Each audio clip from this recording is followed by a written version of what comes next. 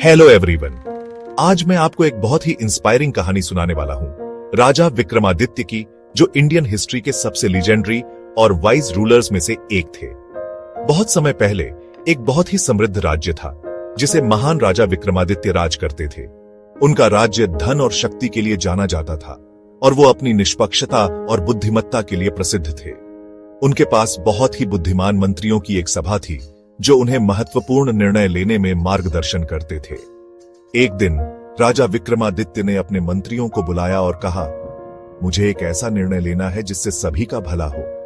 क्या आप में से किसी के पास कोई ऐसा विचार है जो हमारे राज्य को और आगे बढ़ाने में मदद कर सके? एक मंत्री ने उत्तर दिया, महाराज, हमारा राज्य बहुत बड़ा और समृद्ध है, लेकिन हमें बदलते समय के साथ नए विचारों की आवश्यकता है। जैसे ही राजा हर मंत्री के सुझाव सुन रहे थे, राजा सुधीर नाम का एक अजनबी महल में आया।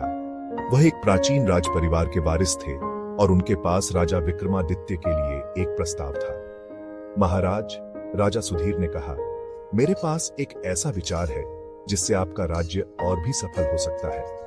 एक शक्ति प्लान लागू करें जहां हर किसी को उसकी क्षमताओं के अनुसार कार्य दिए जाए। इससे प्रत्येक व्यक्ति अपनी पूरी ताकत का उपयोग कर पाएगा। राजा विक्रमादित्य को यह विचार दिलचस्प लगा, लेकिन वे जानते थे कि इससे बहुत बड़े बदलाव आएंगे। उन्होंने इस प्रस्ताव पर चर्चा करने के लिए अपने सभी मंत्रियों के साथ एक बड़ी सभा बुलाई। सभा में कुछ मंत्रियों ने इस विचार का समर्थन किया, जबकि कुछ ने अपनी चिंता व्यक्त की। महाराज, उन्होंने कहा, यह एक बहुत बड़ा बदलाव है और लोगों को इसे अपनाने में समय लग सकता है।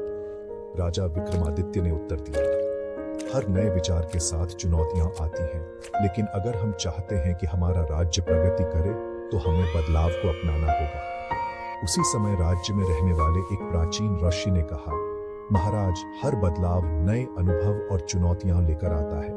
नए फैसलों को अपनाने के लिए सभी को अपना नजरिया बदलना होगा और पुराने तरीकों को छोड़ना होगा। ऋषि की बुद्धिमत्ता को सुनकर राजा विक्रमादित्य ने अपना निर्णय लिया।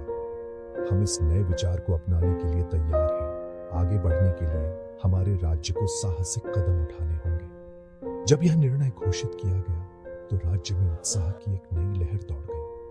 लोगों को उनकी क्षमताओं के आधार पर नए अवसर दिए गए और जल्द ही हर जगह प्रगति दिखाई देने लगी। राजा विक्रमादित्य और राजा सुधीर के बीच सहयोग से राज्य में शांति और समृद्धि आई, जिससे यह एक बार फिर सबसे महान राज्यों में से एक बन गया। और इस तरह राजा विक्रमादित्य ने अपने राज्य को सफलता और प्रगति के एक नए युग में पहुंचाया और इतिहास में एक नया अध्याय लिखा।